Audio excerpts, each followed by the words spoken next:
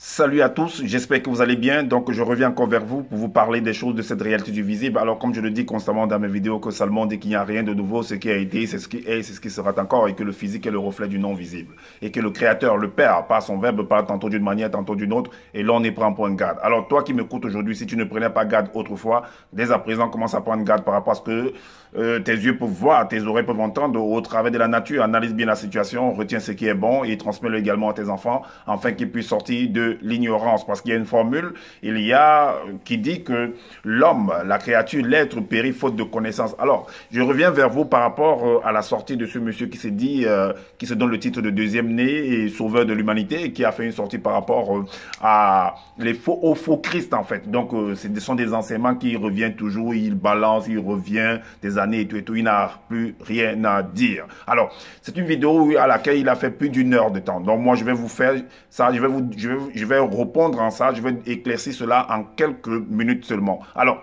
donc, que signifie Christ? Déjà, il faut savoir c'est quoi signifie Christ, parce qu'on parle des faux Christ, mais soit disant qu'il y a des vrais Christ. J'ai fait un enseignement également pour vous montrer que, en fait, toutes les créatures, les animaux, la faune et la flore, et nous également, nous sommes tous des Christ, nous sommes tous des rois, nous sommes tous des prophètes, nous sommes tous des envoyés, nous avons tous les titres en fait. Est-ce que vous comprenez? Parce que le Créateur ne peut pas faire en fait des choses, il donne une catégorie de titres à certaines personnes et d'autres personnes n'ont pas ça. Donc pour lui, pour le Créateur en fait, ce sera en fait une injustice. Et la justice en fait est le Créateur est là pour manifester en fait la justice. Est-ce que vous comprenez? C'est les uns et les autres c'est les hommes en fait qui essaient de dissocier, qui essaient de faire des comparaisons. Bon. Maintenant, dans le Christ, en fait, dans la définition, signifie Messie, Seigneur. Et vous savez que Seigneur, c'est quelqu'un, c'est avec respect qu'on appelle mon Seigneur, mon Père, mon grand, mon roi et tout. Mais ça s'adresse à tout le monde. Parce que quand l'homme grandit, celui qui appelle l'autre Seigneur, quand il grandit lui aussi, on l'appelle. C'est un peu comme quand on dit Monsieur. Est-ce que vous comprenez? Donc, alors, tout le monde a ce titre. On peut appeler tout le monde Monsieur, Madame. Est-ce que vous comprenez? Alors, on va dans le livre de Chroniques. Chroniques, chapitre 16 au verset, le livre de Chroniques chapitre 16 au verset 22. Il est dit que ne touchez pas à mes oins, ne faites pas de mal à mes prophètes, ne touchez pas à mes oins. Dans d'autres versions, ne touchez pas à mes Christ, ne touchez pas à mes Messies, ne touchez pas à mes élus, et ainsi de suite. Est-ce que vous comprenez? Donc, ça s'adresse à tout le monde, toutes les créatures qui existent dans le visible. Voilà pourquoi dans le livre de Rois, dans 1 Roi chapitre 19, 1 Roi chapitre 19, 1 Roi chapitre 19 au verset 16, il est dit que tu oindras aussi, parce que c'est un oint également, un Messie, un Christ, un Messie, un Christ, c'est un oint, c'est quelqu'un qu'on oint. Et tout le monde est oint. Vous allez comprendre qu'à l'origine, même le globe visible est oint. Est-ce que vous comprenez? Alors, il est dit ici que tu oindras aussi Jéhu, fils de Nimshi, pour roi d'Israël, et tu oindras Élisée, fils de Shaphat d'Abel Mehola, pour prophète à ta place. Donc, on vous montre en fait comment est-ce que quand tu arrives à un... Mais à la base, vous allez comprendre que ce n'est qu'une représentation en fait de ce que nous sommes déjà à la base. J'ai fait un enseignement par rapport à l'eau, au changement, par rapport à la leçon du changement d'état de la matière, que vous allez voir en fait telle matière, sur telle forme, sur tel aspect, mais à la base c'est de l'eau. Est-ce que vous comprenez? Donc c'est la même chose avec les titres également. Donc à la base nous sommes des rois, nous sommes des prophètes, nous sommes des reines, nous sommes des rois en fait. Est-ce que vous comprenez? Donc maintenant on va aller dans le livre de la Genèse pour comprendre que depuis la base déjà, même dans le globe visé dont nous sommes issus également est oint. Est-ce que vous voyez? C'est un Messie également. Est-ce que vous voyez?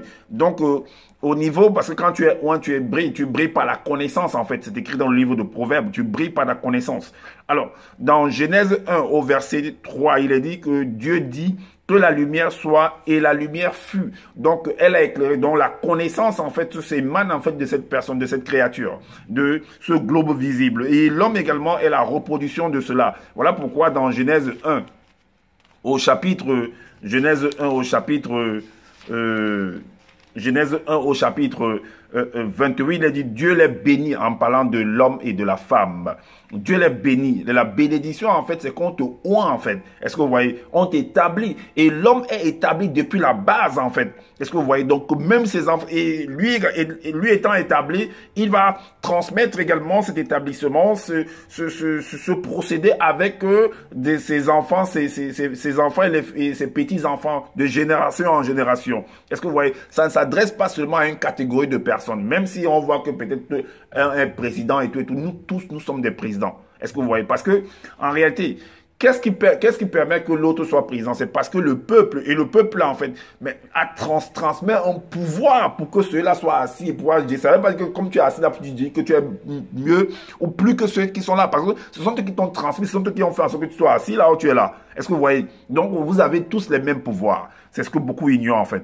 Dieu les bénit et Dieu leur dit, soyez féconds, multipliez, remplissez la terre et la sujettissez et dominez sur les poissons de la mer, sur les oiseaux du ciel et sur tout animal qui se meurt sur la terre. Est-ce que vous comprenez? Donc, on a permis que l'homme puisse être et la femme soit bénie et qu'ils puissent transmettre cette bénédiction, ce pouvoir, qu'ils puissent oindre également leurs enfants. Voilà pourquoi dans Genèse 2, à partir du verset 3, il est dit que Dieu bénit également le 7e jour par rapport à la nature, par rapport à la faune et la flore. Dieu bénit le 7e jour et il sanctifia parce qu'en ce jour, il se reposa de toute son œuvre qu'il avait créée en la faisant.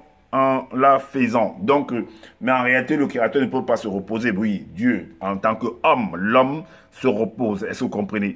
Donc maintenant, on va aller dans le livre de Jean parce qu'on veut montrer que d'autres veulent dire que d'autres sont des faux, d'autres sont des vrais.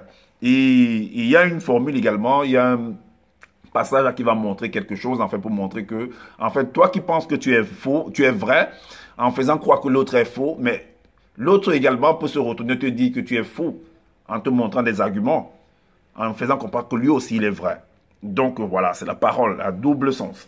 Alors, il est dit ici dans le chapitre le livre de Jean, au chapitre 8, verset 3, jusqu'au verset 7. Il est dit ici que Jean, chapitre 8, il est dit, c'est une histoire en fait par rapport à la femme qu'on a trouvée, qu'on avait trouvée en soi-disant en flagrant délit d'adultère. Et il y a eu des accusations par rapport à cette femme-là, et vous allez comprendre la réponse. Donc Jean 8, à partir du verset, le verset 3, qu'est-ce qu'il est dit? Jean 8, le verset 3 dit que alors les scribes et les pharisiens amenèrent une femme surprise en adultère et la plaça au milieu du peuple et dirent à Jésus, Maître, cette femme a été surprise en flagrant délit d'adultère. Alors, ils disent ici que Moïse, en fait, ils vont citer en fait Moïse, c'est un peu comme quand on veut parler, on dit par exemple que nos pères ont eu à parler comme ceci, ou quand on veut parler, on veut résoudre par exemple des équations, on dit par exemple le théorème, on va faire appel à une des formules d'un contemporain, par exemple, en disant que, par exemple, le théorème de Pythagore, c'est pourquoi celui-là fait allusion en fait à Moïse, la loi de Moïse, selon que Moïse avait fait. Mais Moïse, en fait, n'est pas la seule référence, en fait. Est-ce que vous comprenez? Parce que, au-delà de Moïse, il y a eu. Au-delà également de Pythagore, il y a eu. Même après Moïse, il y a eu également des gens qui ont œuvré, qui ont travaillé. Est-ce que vous comprenez? Qui ont laissé, en fait, des œuvres. Alors, donc, maintenant, il va faire allusion, il va interpeller, en fait, une des paroles, une des travaux, en fait, de Moïse, en fait. C'est pourquoi il va dire que Moïse, dans la loi, comme on peut dire le théorème de Pythagore, le théorème par exemple de Thalès. Est-ce que vous comprenez? Donc Moïse dans la loi nous a ordonné. Mais Moïse n'était pas le roi ou bien le chef de toute la terre en fait. Est-ce que vous comprenez? Parce qu'ailleurs, il y avait également des savants, il y avait également des chefs là-bas, des rois également. Est-ce que vous comprenez? Donc tout dépend de la position géographique de celui qui est en train de s'exprimer. Certainement, Moïse était dans a vécu certainement, a dirigé certainement dans leur peuple. Ou bien, ça peut être que, bon, c'est toujours parce que Thalès n'a pas vu. Parce que ceux qui sont au Cameroun, parce qu'ils ont étudié Thalès, par exemple, ils ont étudié Pythagore. Parce que c'est ce qu'on les a appris. Donc, il va employer, en fait, ce théorème. Parce que c'est devenu standard, en fait. Donc, Moïse dans la loi nous a ordonné de lapider de telle femme, toi, de telle femme, toi. Donc, que dis-tu? Est-ce que vous voyez? Et là, au verset 7, il dit, comme il continuait à l'interroger, il se releva et leur dit, que celui de vous qui est sans péché jette le premier la pierre contre elle. Donc, que celui parmi vous, en d'autres termes, que celui parmi vous, dont vous les Christ qui êtes là, vous les seigneurs, vous les prophètes, vous les rois, vous les apôtres, vous les ministres, vous les anges, vous les entités qui pensaient qu'on n'avait jamais commis de faute, que jetez la première pierre sur cette prophétesse, sur cette, je ne sais pas comment on appelle le féminin de Christ, mais bon, vous allez, si vous en savez, vous écrivez en commentaire. Donc, de jeter la première, puisque vous considérez qu'elle est un faux Christ en fait. Donc, alors jetez, ou c'est une fausse prophétesse. Alors, jetez la première pierre si vous pensez que vous ne l'êtes pas. Alors, là, du coup, qu'est-ce qui se passe? Et c'est un de nouveau verset. Quand ils entendirent cela, accusés par leur conscience, ils se retirèrent un à un depuis le plus âgé jusqu'au dernier, et Jésus resta seul avec la femme qui était là au milieu. Donc, c'était une leçon en fait pour montrer qu'en fait, tout le monde, de la même manière que tu peux me traiter de faux, c'est comme ça que je peux te traiter de faux également. Mais en réalité, nous sommes tous des Christ. Nous sommes tous des sauveurs, parce que si j'ai faim et que tu m'apportes du pain, tu es en train de me sauver. Si tu n'as pas de vêtements, il fait froid, je t'apporte des vêtements, un manteau, je suis en train de te sauver. Est-ce que vous comprenez? Nous sommes tous des sauveurs.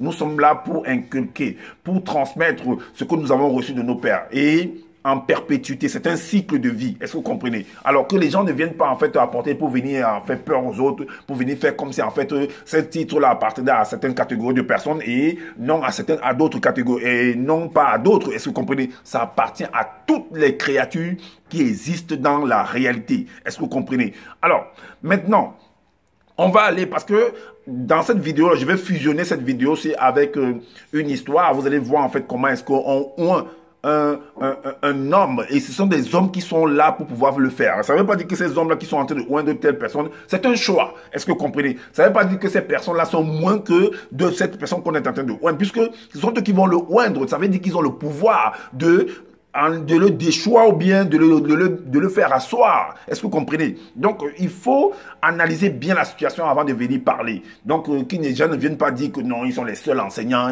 c'est faux tout ça. Tout le monde est enseignant. Toutes les créatures sont des enseignants. Est-ce que vous comprenez? Parce que c'est un cadeau. C'est un pouvoir que le Créateur a mis en chaque créature. Voilà pourquoi dans le livre de 1 roi, au chapitre 1, à partir du verset 32, il est dit que le roi David dit, « Appelez-moi le sacrificateur Tsadok, Nathan le prophète et Benaja, fils de Jéhojada. » Ils entrèrent en présence du roi, et le roi leur dit, « Prenez avec vous les serviteurs de votre maître, faites monter Salmon, mon fils, sur ma mule, et faites-le descendre à Guion. » Donc c'est un lieu où il y a de l'eau pour pouvoir faire une intronisation, pour pouvoir le oindre en fait. Et là, le sacrificateur Tsadok et Nathan le prophète l'oindront pour roi sur Israël. Vous sonnerez de la trompette et vous direz, « Vive le roi Salmon !» Vous monterez après lui, il viendra s'asseoir sur mon trône et il régnera à ma place. C'est lui qui, par mon ordre, sera chef d'Israël et de Juda. Est-ce que vous comprenez? Donc, en fait, les gens n'arrivent pas à comprendre à cause des définitions des mots. Donc, si vous n'avez pas la véritable définition, et pour connaître la véritable définition des mots, il faut comprendre l'action de ce mot-là. Est-ce que vous comprenez? Donc, ce que les gens vont venir utiliser des mots parce qu'ils se disent que d'autres ne comprennent pas, bon, chacun doit travailler pour essayer d'entrer dans la compréhension. Est-ce que vous comprenez? Donc, c'est un devoir que toutes les créatures doivent observer. Alors, donc, ceux qui viennent dire que ce nom, le Jésus, c'est le Christ, donc, eh bien, peu importe le nom que chacun va donner selon sa tribu, en disant que non, les religions, les religions révélées. Mais la religion, c'est quoi la religion? Parce que c'est pratiqué dans toute la coutume de quelqu'un, c'est une religion en fait. Parce que la religion en fait, c'est un mode de vie. Est-ce que vous comprenez? C'est un mode de vie, c'est une tradition. Est-ce que vous comprenez? C'est une religion parce que ça regroupe plusieurs personnes pour on va dire comme ça, une même idée. Est-ce que vous comprenez? Donc, c'est comme la constitution, en fait, d'un pays. Donc, la constitution qui permet, en fait, de l'être, le mouvement à tout un pays. Parce que tout le monde, tout le pays, ça s'accorde, s'applique, ça appuie, en fait, sur la constitution pour pouvoir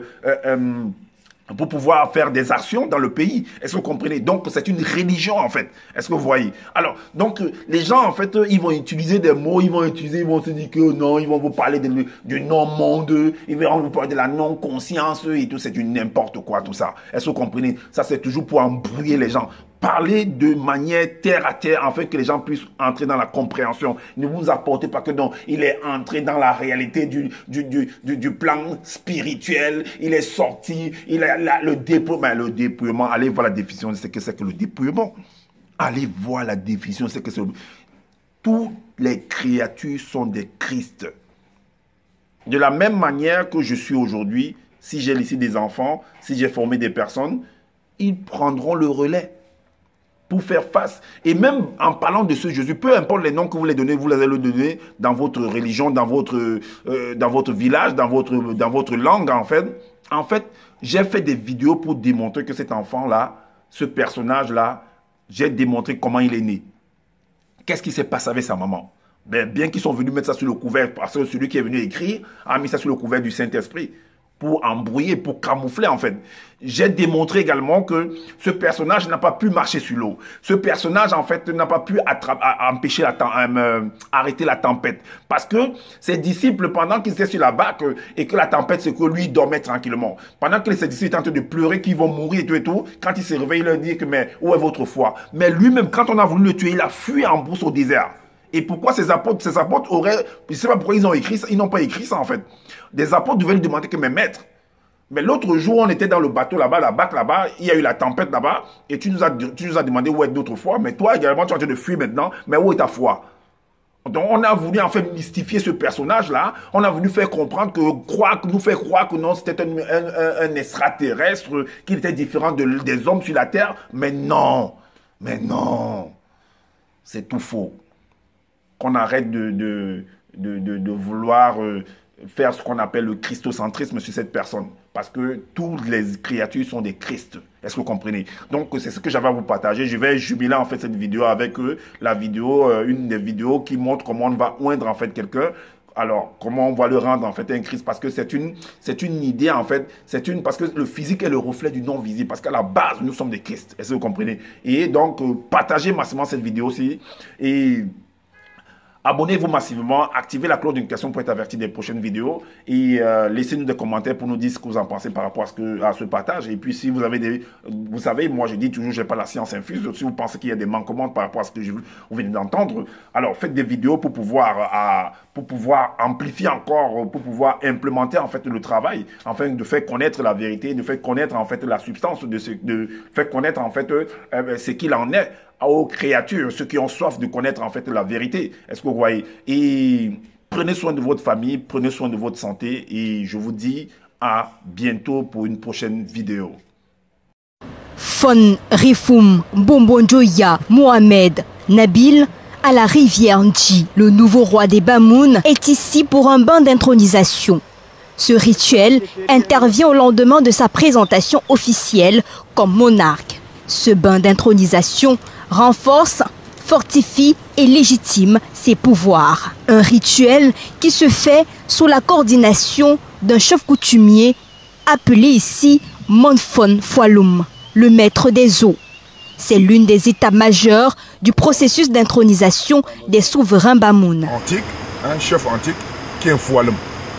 Un Foaloum, c'est le maître des eaux dans la ville de Foumban. C'est le maître de la rivière Nchi, la grande rivière qui traverse la ville de Foumban et dans laquelle l'on procède au bain d'intronisation royale. Parce que lorsque les rois Bamoun sont établis sur le trône, une partie de leur légitimité, de leur puissance, vient de ce bain d'intronisation qui est effectué dans la rivière Nchi et dont le maître de cérémonie, le maître du rite, du rituel est Fouad. Cette phase terminée, le sultan poursuit son pèlerinage au lieu dit Sambanguo, situé à une vingtaine de kilomètres de la ville de Foumban, lieu où a été fondée la dynastie charayenne. Impossible pour nous de filmer ce lieu est interdit aux caméras. Selon les traditionalistes, il faut préserver le patrimoine culturel. Les pouvoirs acquis les jours à venir sont déterminants. Les adjoints et la reine seront connus.